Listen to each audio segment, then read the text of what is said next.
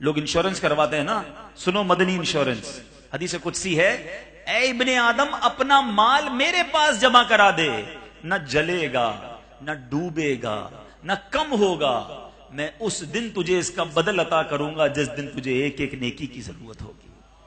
یعنی یہ secure deposit ہو رہا ہے اور ملٹی پلائی ہو کر ملنا ہے یوم قیامت. مگر کاش یہ لالچ ختم ہو جائے، اللہ کی راہ میں خرچ کرنے کا جذبہ مل جائے. ایک لالچ سیدنا عثمان غنی کو بھی تھی، ان کو بھی جناب کاروباری تھے، پیسے کمانے ان کو بھی آتے تھے. ایک بار مدینہ منورہ میں قحط پڑ گیا، لوگ دانے دانے کو ترس رہے ہیں. سیدنا ابوبکر صدیق کا دور ہے، خلیفہ اول کے پاس جا کر کہتے حضور کھانا نہیں ہے، اناج نہیں ہے، ایوری بڈی ہنگری، جناب سارے لوگ بھوکے ہیں. سیدنا صدیق اکبر فرماتے شام تک صبر کرو، اللہ کوئی صورت نکال دے گا. 100 اونٹ حضرت عثمان غنی کے، آپ کاروباری لوگ یہاں بیٹھے ہوں گے، مارکیٹ میں کوئی آئٹم نہ ہو اور وہ آئٹم کسی ایک ہی کے پاس آ جائے، اب اس کی مناپلی ہے، جس ریٹ میں چاہے بیچے، جیسا چاہے نفع کمائے. آج کے دور میں 100 سمجھنے ٹرک بھر کر حضرت عثمان غنی کے گھر پر آ گئے، غلے کے ٹرک ہیں، غلے کے اونٹ ہیں. سارے مدینے کے تاجر دوڑے، کہا حضرت ہمیں دے دیجئے، پورا مدینہ آج خریدنے کے لیے تیار ہے. آپ نے کہا ٹھیک ہے، ڈیل بڑی ہے. ہم نے بھی میٹنگ روم بنائے ہوتے ہیں نا، کوئی بڑی ڈیل کرنی ہو، اچھا گاہک ہو، میٹنگ روم میں لے جاتے ہیں. حضرت عثمان غنی نے کہا میرے گھر میں آ جاؤ. سارے مدینے کے تاجر گھر میں چلے گئے. سیدنا عثمان غنی نے کہا بتاؤ میرے 100 اونٹ کا تم مجھے کیا نفع دو گے؟ مدینے کے تاجر کہتے ہیں حضور 10 کے 12 لے لیجئے. 10 آپ نے 10 کی جو چیز خریدی ہے اس کے 12 لے لیں، 20% پروفٹ. آپ نے کہا مجھے اس سے زیادہ مل رہا ہے، I have offer، اس سے زیادہ میرے پاس آفر ہے. کہ حضور 10 کے 13 لے لیجئے. کہ میرے پاس اس سے زیادہ کی آفر ہے، مجھے اس سے زیادہ مل رہے ہیں. کہ 14 لے لیجئے. کہ مجھے اس سے زیادہ مل رہے ہیں. کہ 15 لے لیجئے. 10 کے 15 50% پروفٹ. آپ نے کہا مجھے اس سے زیادہ مل رہے ہیں. کہ حضور ایک بات تو بتائیں، پورے مدینے کے تاجر تو آپ کے سامنے بیٹھے ہیں، آپ کو ہم سے زیادہ آفر دے کون رہا ہے؟ آپ فرماتے ہیں مجھے 1 کا 10 مل رہا ہے، 1 کا 10 مل رہا ہے، اور میرے رب کے سچے وعدے ہیں. اے مدینے کے تاجروں گواہ ہو جاؤ، یہ 100 کے 100 اونٹ میں اللہ کی راہ میں صدقہ کرتا ہوں. حضرت عثمان غنی کے پاس بریلینٹ چانس تھا لاکھوں روپے کمانے کا، دل میں لالچ تھی، مال کی نہیں آخرت کی، اور اللہ کی رحمت سے امید ہے. حضرت عثمان غنی کو ان صدقوں کا وہ اجر قیامت کے دن ملنا ہے کہ دیکھنے والے دیکھیں گے کہ جنہوں نے اپنے خزانے کے منہ اللہ کے لیے کھول دیے، اللہ کی راہ میں خرچ کیے. کاش میں اور آپ یہ ذہن بنا لیں کہ مجھے اور آپ کو دنیا سے جانا ہے. آج میں ایک نوجوان کا جنازہ تھوڑی دیر پہلے پڑھا کر آیا، آپ میں سے بہت سارے اسے جانتے ہیں، کئی محفلوں میں وہ آیا کرتے تھے. محمد راحیل اتاری مرحوم، اللہ پاک اس کی مغفرت فرمائے. وہ نوجوان میرا خیال ہے شاید 30 سال اس کی عمر ہوگی یا 32 سال عمر ہوگی. آج صبح روڈ ایکسیڈنٹ ہوا اور آج رات وہ قبر میں پہنچ گیا. گھر سے ہنستا مسکراتا بندہ نکلتا ہے اور رات اس کا جنازہ آتا ہے. ہمارا کیوں ذہن نہیں بنتا؟ ہم کیوں دنیا کے پیچھے مارے مارے پھر رہے ہیں؟ چھوٹا گھر ہے تو بڑا ہو جائے، بڑا ہے تو اور بڑا ہو جائے، 1 گاڑی ہے تو 2 گاڑیاں ہو جائیں، بینک بیلنس اور بڑھ جائے، مرنا نہیں، جانا نہیں. کیوں ذہن نہیں بنتا کسی جنازے کو پڑھتے وقت کہ آج اس کا اعلان ہوا ہے، کل میری باری ہے؟ ابھی پرسوں کی بات ہے، ایک بندے نے مجھے میسج کیا کہ عبدالحبیب بھائی آپ خیریت سے ہیں؟ میں نے کہا جی بالکل ٹھیک ہوں. کہ مجھے ابھی ابھی میسج آیا کہ آپ کا انتقال ہو گیا ہے. مجھے کہتا ہے، پھر کہتا ہے کیسے لوگ غلط خبریں پھیلاتے ہیں. آپ یقین کریں اس کے میسج کے بعد میں نے سوچا آج یہ میسج غلط تھا مگر کل صحیح بھی تو چلے گا نا. آج یہ رانگ میسج چلا کہ عبدالحبیب کا انتقال ہو گیا، مگر آج نہیں تو کل، کبھی تو یہ خبر آئے گی نا. کب تیاری کریں گے؟ یہ کیوں ہمارے ذہن نہیں بنتے کہ میں نے دنیا چھوڑ کر جانا ہے؟ ادھر کے لیے تیاری کرو. لالچ کرنی ہے اور ضرور کرنی ہے، مگر کاش نیکیوں کی لالچ ہو جائے. حضرت سیدنا ابوبکر صدیق خلیفہ اول، سنو لالچ کیسی تھی. ایک بار نبی پاک صحابہ کے درمیان بیٹھے ہیں، حضرت ابوبکر صدیق کا رتبہ بتانے کی تو ضرورت نہیں نا، افضل البشر بعد الانبیاء، نبیوں کے بعد سب سے بڑا مرتبہ اگر کسی کا ہے تو صدیق اکبر کا ہے. قطعی جنتی ہیں، نبی پاک نے کئی بار جنت کی بشارت دی ہے. مگر ایک بار صحابہ بیٹھے ہیں، رمضان نہیں ہے کوئی اور مہینہ ہے، آقا فرماتے کون ہے جس نے آج روزہ رکھا ہے؟ صدیق اکبر کہتے ہیں حضور آج میں نے روزہ رکھا ہے. آقا نے فرمایا کون ہے جس نے آج کسی مسکین کو کھانا کھلایا؟ صدیق اکبر کہتے ہیں حضور آج میں نے مسکین کو بھی کھانا کھلایا. فرمایا کون ہے جس نے آج مریض سے عیادت کی ہے؟ کہ حضور آج میں نے مریض سے عیادت بھی کی ہے. فرمایا کون ہے جس نے آج جنازے میں شرکت کی ہے؟ صدیق اکبر پھر عرض کرتے ہیں حضور آج میں نے جنازے میں بھی شرکت کی ہے. آقا فرماتے ہیں جس بندے میں یہ 4 خصلتیں جمع ہو جائیں اس پر جنت واجب ہو جاتی ہے. چلیں ایک مشورہ بھی دے دیتا ہوں, اچھوں کی نقل اچھی. کبھی زندگی میں ایک دن ایسا کیجئے گا کہ روزہ رکھ کر ڈھونڈ کر کسی جنازے میں شرکت, کسی مریض کی عیادت اور کسی مسکین کو کھانا, ایک ہی دن میں یہ 4 کام کر لیں. کیا معلوم اچھوں کی نقل اچھی کے صدقے ہماری بھی مغفرت ہو جائے. مگر کیا تھا صدیق اکبر کے دل میں؟ بھائی آپ تو صحابی ہیں, امیر المومنین بننا ہے, آپ ون آف دا پیارے آقا کے محبوب ترین صحابی ہیں, اتنی نیکیاں کیوں کرنی ہے ایک ہی دن میں؟ وہ چاہتے تھے سمیٹ لیں, زیادہ لے جائیں. خلیفہ دوم حضرت عمر فاروق کا نیکیوں کا لالچ دیکھیے. قاتلانہ حملہ ہوتا ہے نماز میں, زخموں سے چور چور ہو جاتے ہیں. صحابہ کہتے ہیں ان کو اٹھائیں کیسے, بے ہوش ہو گئے. کہا یہ نماز کے نام پر اٹھیں گے اور کسی نام پر نہیں اٹھیں گے. اے امیر المومنین نماز, جب یہ صدا لگائی تو زخموں سے چور چور عمر فاروق کھڑے ہو جاتے ہیں. کہ جس کی نماز نہیں اس کا ایمان نہیں. پھر نماز میں کھڑے ہو جاتے ہیں. ہمارے سر میں درد ہو تو کہتے ہیں یار کل سے نماز پڑھوں گا. آج کل طبیعت سیٹ نہیں ہے, بس اگلے جمعے سے نماز شروع کر دوں گا. بس رمضان آ رہا ہے نا, پکا رمضان سے نماز شروع کروں گا. رمضان تک زندہ رہو گے گارنٹی ہے؟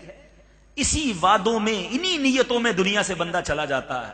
غلط کام کر رہا ہوں, مجھے پتا ہے میں کیا حرام کر رہا ہوں, بس اگلے ہفتے چھوڑ دوں گا. بس وہ مدینے جانا ہے نا, وہاں جا کے پکی توبہ کر لوں گا. حج پر جاؤں گا تو پھر چہرے پہ داڑھی رکھ لوں گا. انہی امیدوں میں زندگی گزر رہی ہے. نہ کیجئے میرے میٹھے اسلامی بھائیوں, ایک ایک لمحہ قیمتی ہے. ان کے پاس کروڑوں نیکیاں ہوتی تھیں, پھر بھی انہیں نیکیاں کرنے کا دل چاہتا تھا. ہمارے پاس گناہ ہی گناہ ہیں, پھر بھی نیکیوں کی طرف آنے کا جی نہیں چاہتا. آخری بات, حضرت جنید بغدادی رحمت اللہ تعالی علیہ, اولیاء کرام میں کتنا بڑا نام ہے, کتنا ذکر اللہ کرتے تھے. ایک بار نائی کے پاس گئے.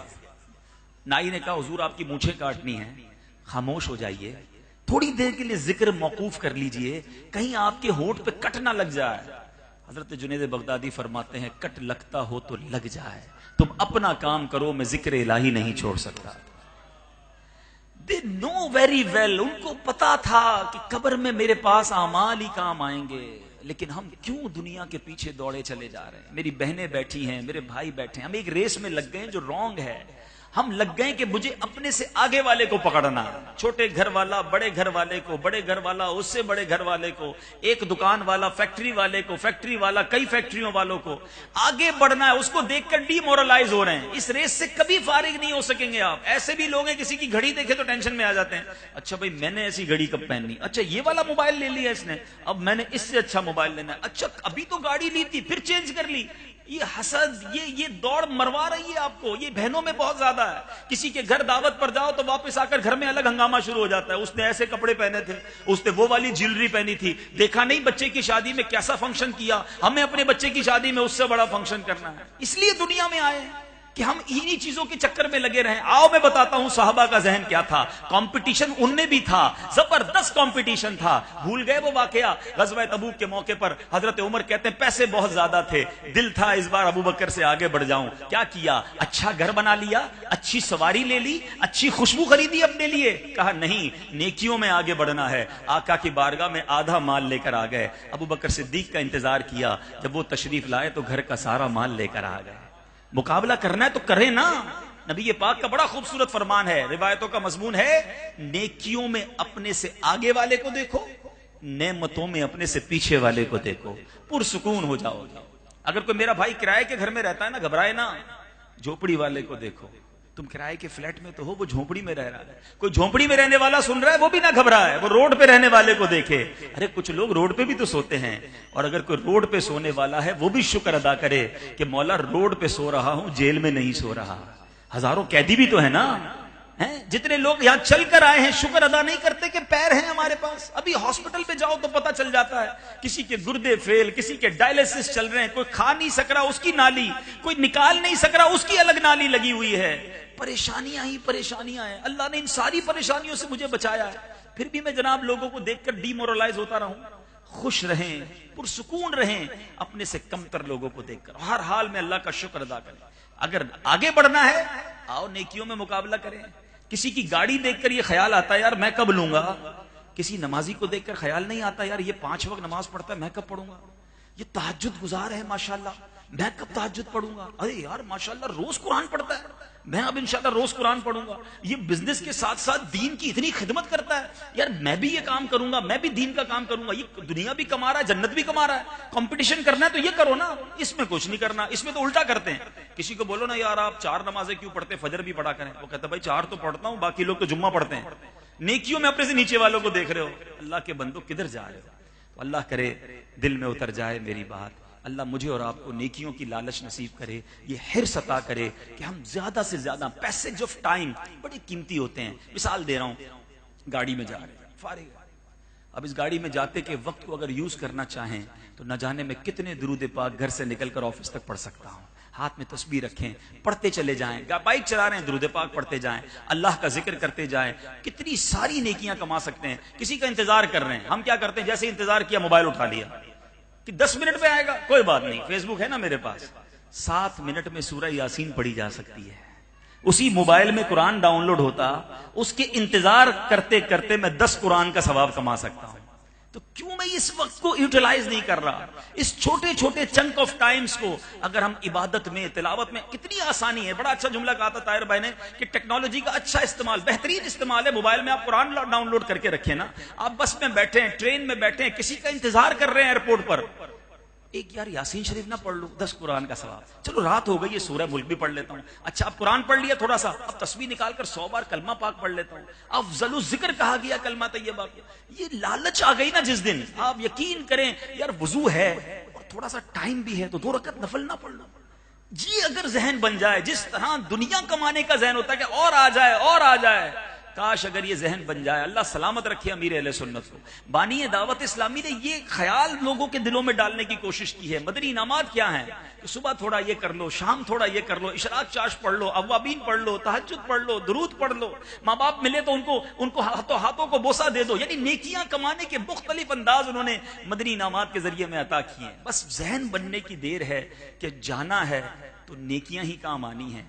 اللہ کرے کہ ہم اس بار ماہ رمضان کو اس نئے انداز سے، بلکہ میں تو کہوں گا آج سے استقبال ماہ رمضان کی تیاری اس انداز سے کریں. ایک نیت سارے میرے بھائی کر لیں کہ آج کے بعد ہماری کوئی نماز قضا نہیں ہوگی. رمضان کے انشاءاللہ پورے روزے رکھیں گے، پوری تراویح ادا کریں گے، اور تراویح پڑھتے وقت بھی برڈن نہیں. او ہو رمضان آ گیا یار، 30 روزے بھی رکھنے اور 20 تراویح بھی پڑھنی ہے. ارے اللہ کے بندو یہ نعمت ہے. پوچھو ان لوگوں سے جو ہاسپٹل کے بستر پر پڑے، روزے نہیں رکھ سکتے، کھڑے نہیں ہو سکتے. اللہ نے نعمت دی ہے، خوش ہو کر کے یا اللہ پھر تو کرم کر، میں رمضان کے پورے روزے رکھوں اور تراویح بھی ادا کروں. تو انشاءاللہ عبادتوں کے ساتھ زندگی گزاریں. اور یہ باتیں دعوت اسلامی کے مدنی ماحول میں سکھائی جاتی ہیں. مدنی ماحول سے وابستہ رہیں گے، مدنی چینل دیکھتے رہیں گے، اجتماعات میں آتے رہیں گے تو انشاءاللہ بہت کچھ سیکھتے رہیں گے. اللہ تعالی ہم سب کو نیکیوں کا حریص بنائے، سنتوں پر عمل کرنے کا جذبہ عطا فرمائے. آخر میں ہمارے حافظ طاہر قادری صاحب اور ان کے گھر والوں کا شکریہ ادا کروں گا. بڑی محبت سے انہوں نے بلایا، بڑا فالو اپ ماشاءاللہ ان کا مضبوط ہے. شاید یہ نہ ہوتے تو میں نہ آتا، لیکن جس انداز سے ان کا ایک تو محبت بہت کرتے ہیں، اللہ ان کے مقام کو اور بلندی عطا فرمائے، اور بڑا شاندار فالو اپ بھی کرتے ہیں. تو میں حاضر ہو گیا، آپ کی مہربانی، آپ نے اتنی خوبصورت محفل میں بلایا. اللہ ہم سب کو جو ہم نے سنا اسے یاد رکھنے، اس پر عمل کرنے اور دوسروں تک پہنچانے کی توفیق عطا فرمائے. آمین بجاہ النبی الامین صلی اللہ علیہ وسلم.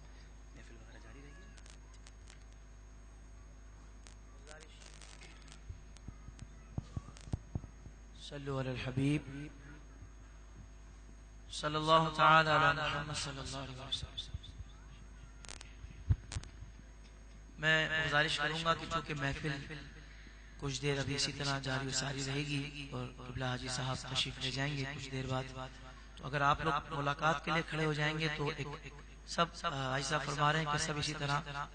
محفل کا تقدس بھی یہی ہے کہ جب سرکار علیہ الصلوۃ والسلام کی ثناخوانی ہو رہی ہو تو ایک محبت بھرے انداز میں بیٹھے رہیں. انشاءاللہ ہماری ملاقاتیں ہوتی رہتی ہیں، اجتماع میں آتے رہیں گے تو ملاقات ہو جائے گی. سب کھڑے ہوں گے تو یہ محفل کا جو نظم و ضبط ہے وہ ڈسٹرب ہو جائے گا.